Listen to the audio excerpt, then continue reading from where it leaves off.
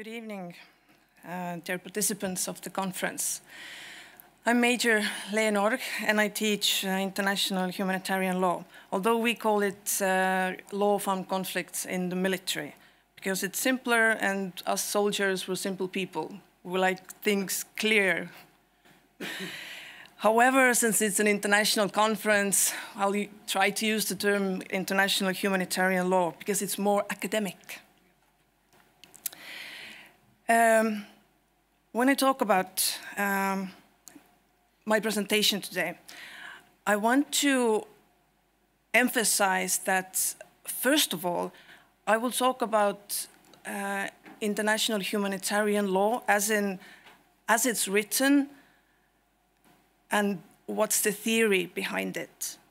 I know it seems, especially when we have seen the videos of Ukraine, and I know it seems very naive that we even have international humanitarian law. However, I still want to talk about some of those things, and then I want to talk about what are the practical issues or problems with applying law of armed conflict.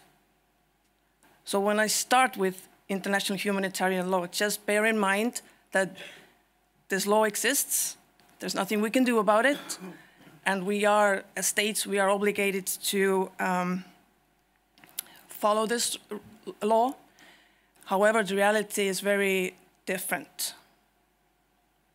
So there's like two parts from my presentation.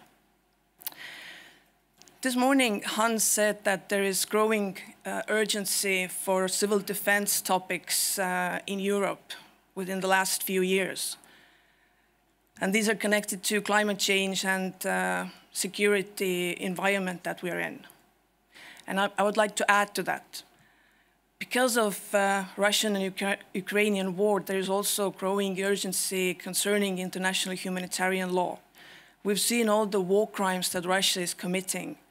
And states actually have responsibility to train military and also their citizens in international humanitarian law. So basically, that's why I'm here, because that's my specialty. I think this area of law is interesting. But I also want to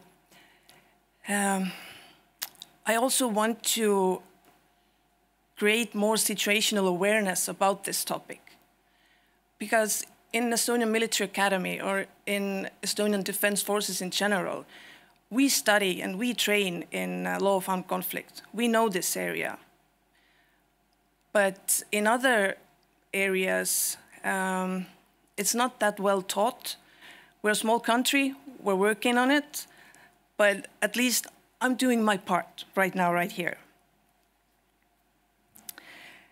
When we talk about civil defense activities, we normally talk about them as universal activities.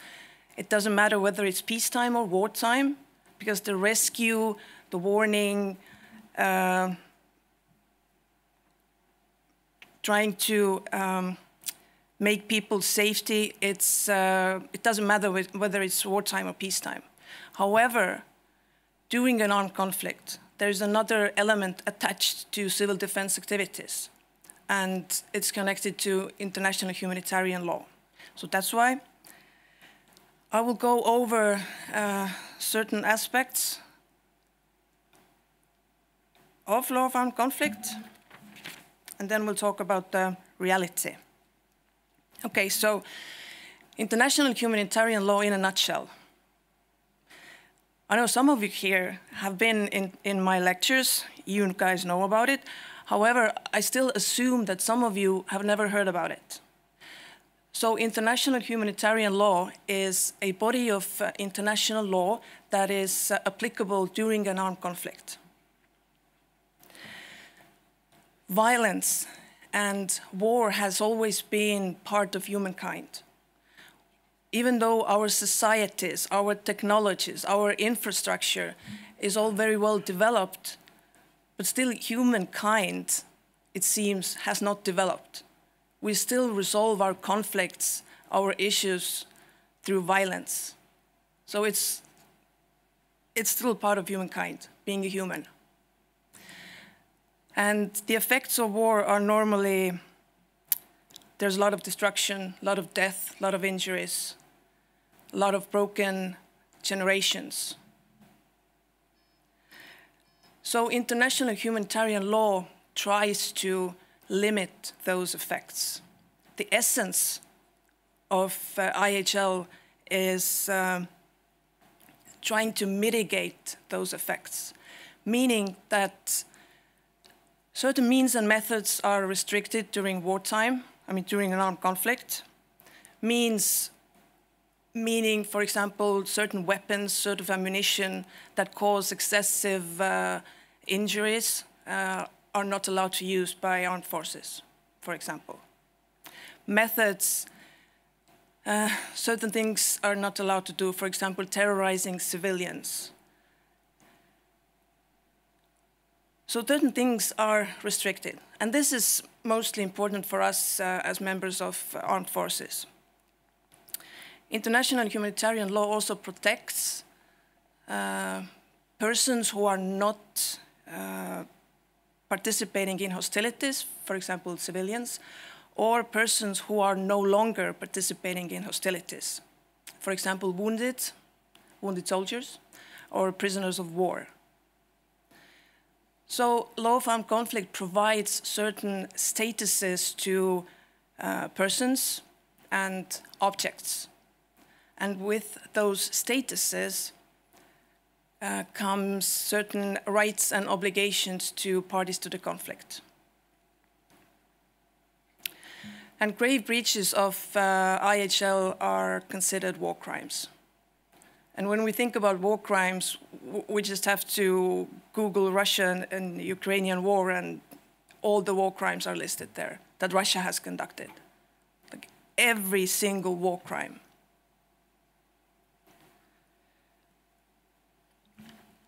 Now, when we move on to more specifically to civil defense,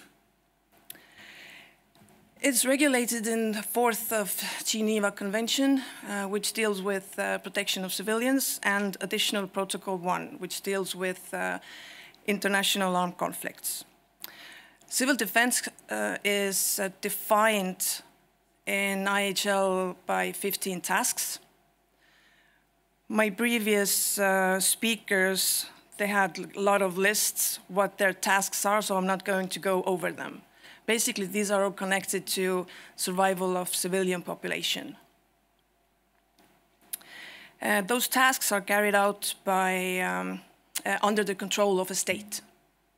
And earlier today, I think it was mentioned in a panel, the last question was about to my general,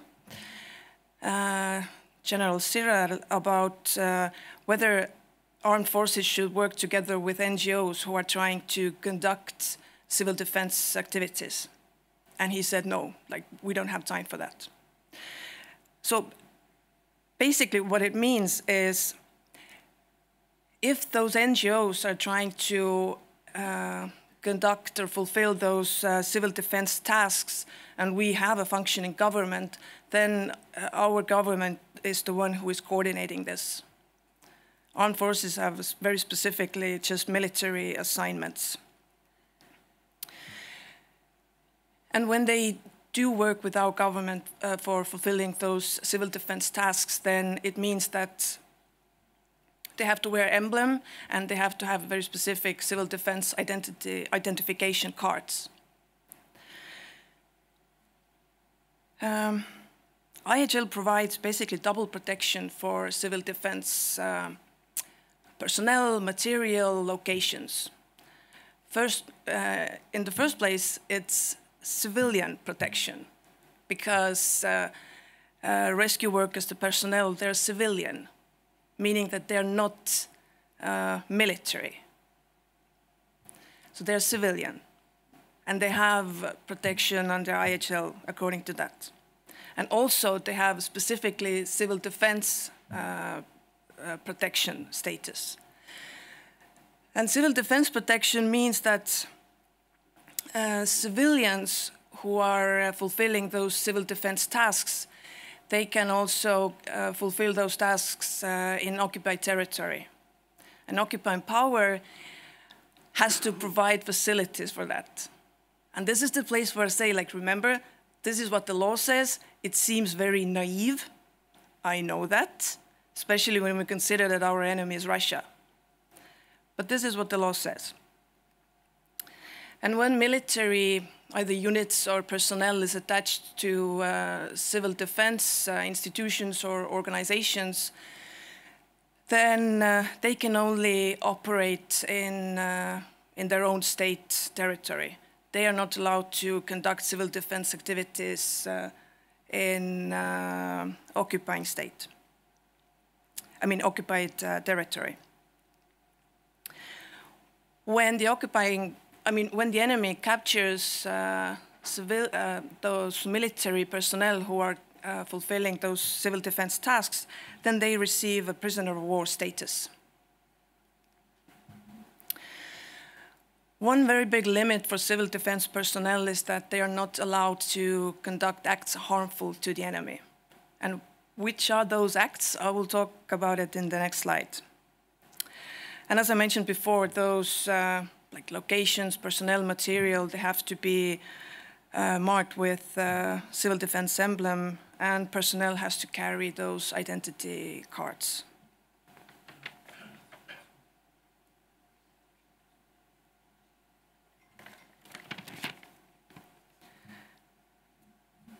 Now about the acts harmful to the enemy. So what are those acts harmful to the enemy? IHL does not say that.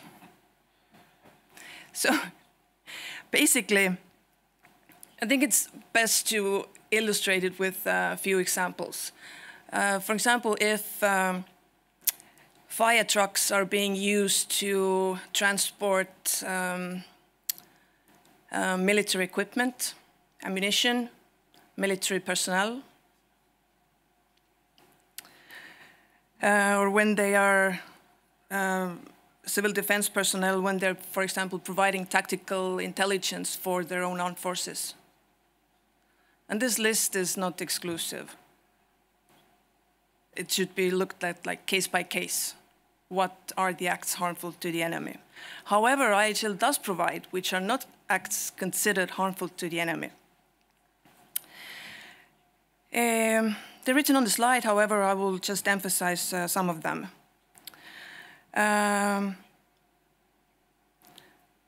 When those civil defense tasks might be beneficial for military victims as well. Well, for example, if a building has collapsed because of aerial bombardment, and then rescue workers help all the people that are in there, and some of them are members of the armed forces, then this is not act harmful to the enemy, because rescue workers have to help every person. It doesn't matter whether they are military or civilian. Civil defense personnel can also carry light individual weapons for self-defense purposes. Self-defense as such is normally regulated. I mean, each state has their own regulation concerning self-defense. What are the requirements, how it should actually be done? In Estonia, it's regulated in our penal code.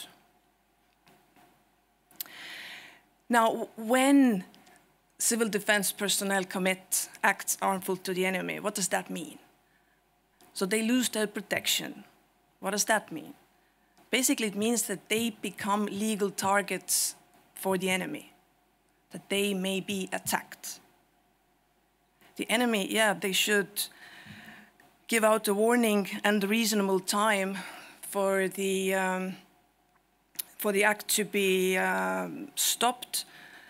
But knowing our enemy, there will be no warning. But anyways, that's what it means.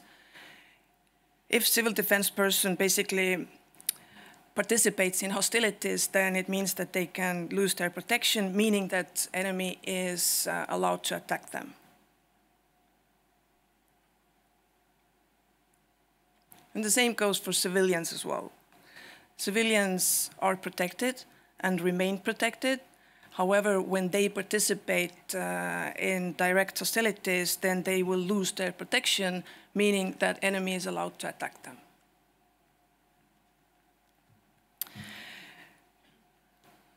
So about cooperation with military, and that's something that General Sirel talked about before as well. So basically, cooperation with military, it can be divided into two parts. First is that military personnel also fulfills those civil defense tasks. They can either be assigned to civil defense organizations. And then the other part is just the simple coordination with military. Coordination of roads, evacuation routes, and so on. Just exchanging information of what's going on, which are the dangerous zones or locations, etc. And when military personnel is assigned to civil defense organizations, then they should remain in this position throughout this entire armed conflict, meaning that they're not allowed to, for example, 1 week to be on the front line, participate in hostilities, and then the next week they are fulfilling their civil defense tasks. But the problem here is what General also was speaking about. Military personnel for us, it's very crucial, meaning that if situation gets dangerous, if we get very close to the D-Day, then we will pull out all our military personnel and we need them on the front line. But prior to this, prior to D-Day, we can help out and we can work together and provide assistance and so on. But when D-Day happens, I mean, even prior to that, that means that we will pull out our personnel because we need them more. And this whole procedure, it depends on state regulations. In Estonia, we have our own regulations for this, and I assume every nation that is represented here, you guys have your own regulations. We in Estonia, we work quite closely together. We participate on each other's exercises. Even both of our academies conduct exercise each spring where we train this coordination, what are the procedures, what are the limitations, use of force, and so on. So we are rehearsing this all the time. And now I want to show you some examples.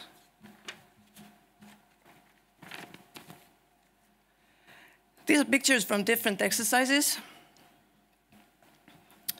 And here on your left side, this is where they remain. I mean, they have their protective status. In Estonia, we have a procedure, obligation that when members of armed forces, when soldiers or members of Defense League are attached to either law enforcement or our rescue board, then they have to wear this yellow jacket. And it says in Estonian, it's korrakaitse. In English, it means law enforcement. So that means that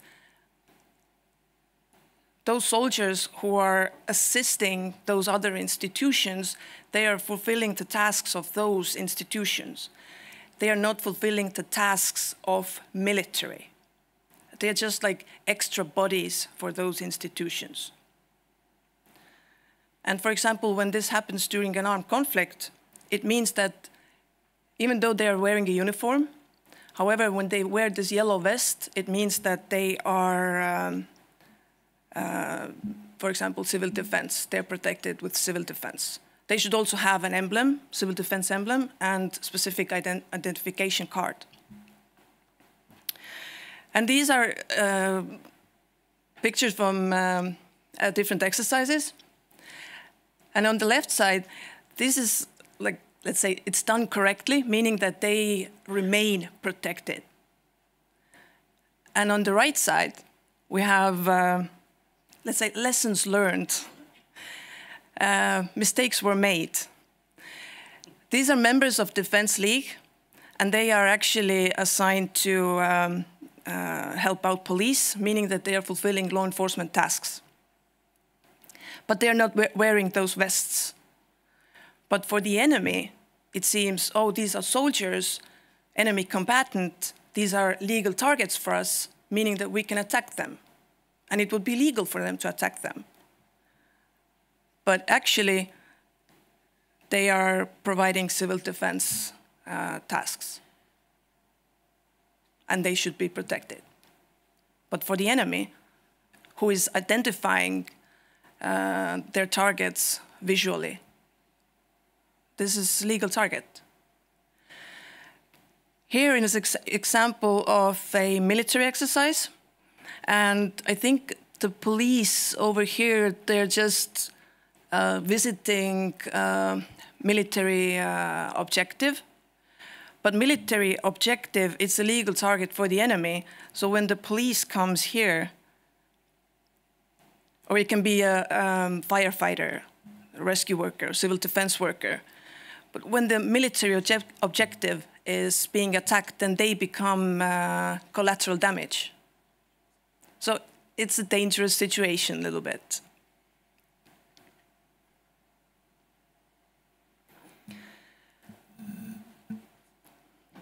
Now, why am I talking about all of those things?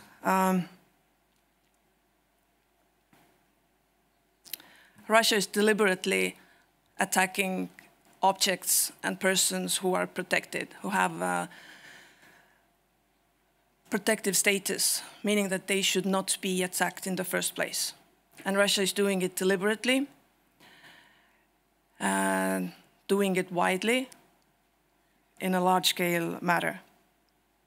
And very often, the argument that they are using is that, but those locations, those objects were used for military purposes.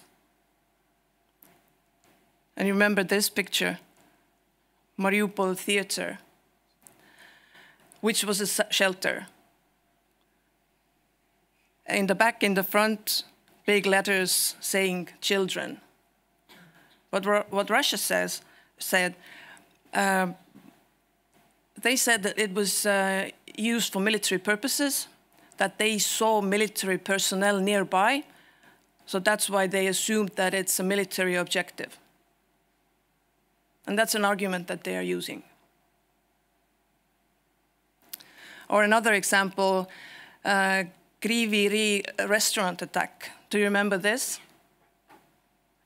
Russia's argument was that NATO officers are conducting some sort of meeting in the restaurant. And then afterwards it turned out there wasn't any military member there, not even Ukrainian military. It was just civilians, and they attacked the restaurant. So this is the excuse. These are the arguments that our enemy is using.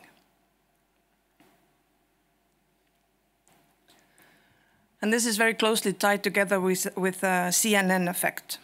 CNN effect is something that we use in military, meaning that we always have to think about how certain things, certain activities might make us look in the media.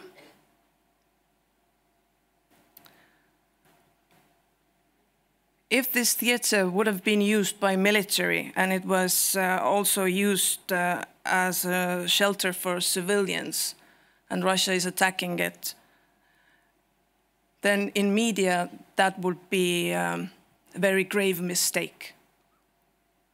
So we always have to think about what type of perception our activities make in the media.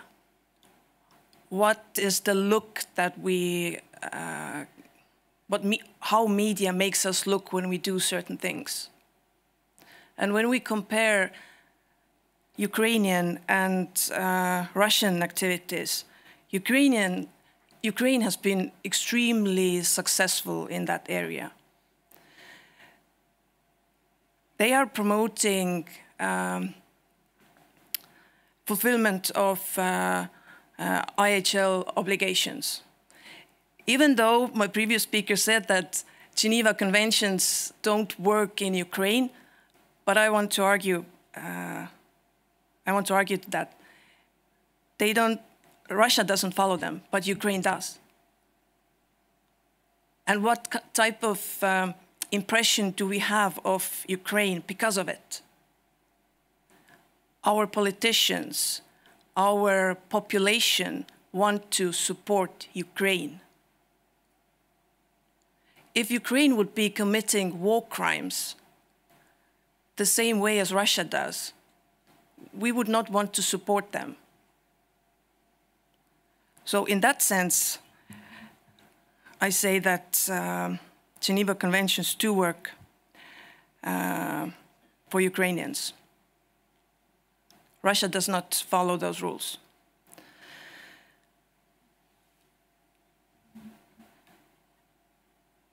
Previous speakers also mentioned bulletproof vests and helmets that they now need to use because of the double shelling, because of deliberate attacks against rescue workers. Just one lessons learned, lessons identified is that those objects can be perceived as dual-use objects. Military also uses them. So if we are issuing this equipment to our rescue workers, then we must make sure that, I mean, we can do that, of course, but we must make sure that they don't have the same type of pattern that armed forces have. Because if you're using the same helmets, that we have very specific pattern on our helmets and on our bulletproof vests, then this can make you look like a legal target for the enemy as well. So like dual-use objects, then we need to make sure that they don't look military. Because press, they are also using helmets and bulletproof vests. It's just like dark or blue or something. And now lessons for planning civil defense, which are connected to law of armed conflict. Law provides protected status for different objects and personnel. But when you're at war with Russia, those legal protections are not enough to keep civilian population safe. Russia deliberately and systematically targets protected objects and personnel. Thus, physical protection is more important in order to keep people alive. This legal status that civilians are protected, rescue workers are protected, it's nice, and it probably would work, for example, if Latvia and Estonia would go to war. We're both civilized nations, we would follow law of armed conflict, but it does not work with Russia. So physical protection is extremely important because war with Russia has shown that legal protection, they don't honor that. When civil defense personnel are working together with military, and it would be necessary, we would have liaison officers with different institutions or our rescue board would have liaison with our HQ, I mean headquarters. We need to understand that military objectives are legal targets, meaning that if rescue workers would be embedded into our headquarters, then they might be attacked as well because they are inside a military objective. Or when military locations are close together with civil defense locations, then it needs to be taken under consideration that there is a very big threat for collateral damage. Because military objectives are legal targets for the enemy, including military personnel. start procuring civil defense signs and emblems. As I mentioned before, civil defense is a state responsibility.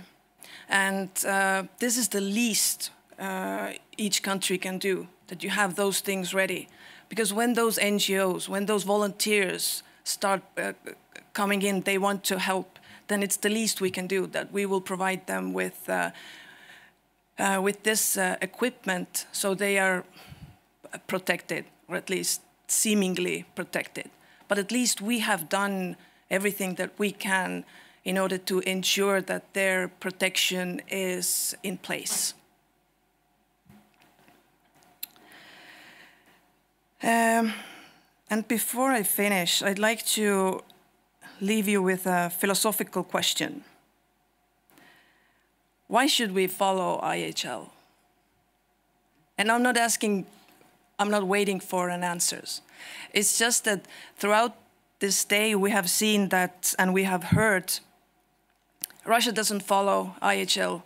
And when I give lectures to my cadets, then they get very frustrated because for them it doesn't seem fair. If our enemy doesn't follow those rules, then why should we? But I'd like to think that we should think about, like, who do we want to be? What type of state do we want to be? What type of nation do we want to be? And what type of persons do we want to be? One American platoon commander said about Afghanistan that for him, it's not only important to bring back his soldiers alive from Afghanistan.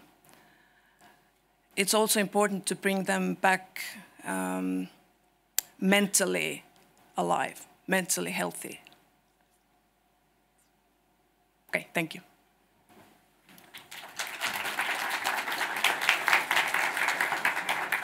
I think that's an excellently put question, that who do you want to be, a group of terrorists in one nation, or do we want to be a really free and democratic nation, respecting the laws? You told so much about the importance of the signs. So actually I have a very popular question here about the sign. According to the law, what are the consequences if the civil defense sign is not used, as this might be misused as a target sign for the opponent? Okay, so there are two parts to this question. First is that when those signs are not used, it doesn't mean that civil defense personnel or equipment or locations or material, it doesn't mean that they're not protected. They are protected. However, it's just that it will be more difficult for the enemy to make the distinction of what is legal target for them and what is not. Now, the second part of that question is when the enemy is deliberately attacking, and it's just not civil defense personnel and material, it's also medics, hospitals, and other protected objects. Well, that's difficult. For example, medics, I think it was written in a Danish military manual. Do we have any Danes here? You can speak freely. Online, yes, very nice. In Danish military manual, they have a position that when medics are specifically targeted by the enemy, then appropriate level commander can decide that, okay, we're not using those medical emblems because it's more dangerous. So I think the same goes with civil defense. If enemy is deliberately targeting those protected objects, then we have to consider, like, do we use them or do we not use them? Legally, the protective status is still there, but this comes to the question of physical protection, which is more important, legal or physical? I would say physical. That was an easy question. Let's push the pedal a bit more down. If the civil defense personnel share the same command and control post with the military? Do they lose their protection? It depends. I like teasing lawyers. It depends.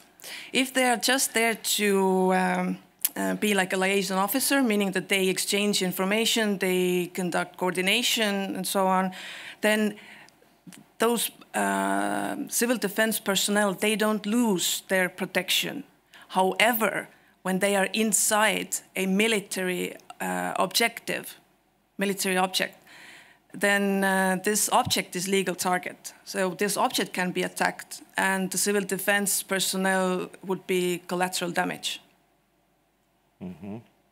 I give you one comment, which is actually very good here. So can't help drawing parallels on this law versus reality section with what was or is happening in Gaza. This is also a super scary example of deterioration of international humanitarian law. But the question, which is in the other comment, is that what adoptions in international humanitarian law would you, Major, see as appropriate or necessary from the different practices that you see around the world? I think it's, in a way, it's also a philosophical question, and not just about IHL, but international law in general. With the war in Ukraine, we get this question a lot, meaning that when we have certain new tactics or methods that are being used, for example, drones, then it seems that, oh, but this is so new, so we have to have certain rules, because right now Geneva Conventions don't mention anything about drones, so something needs to be updated. But I don't agree with it.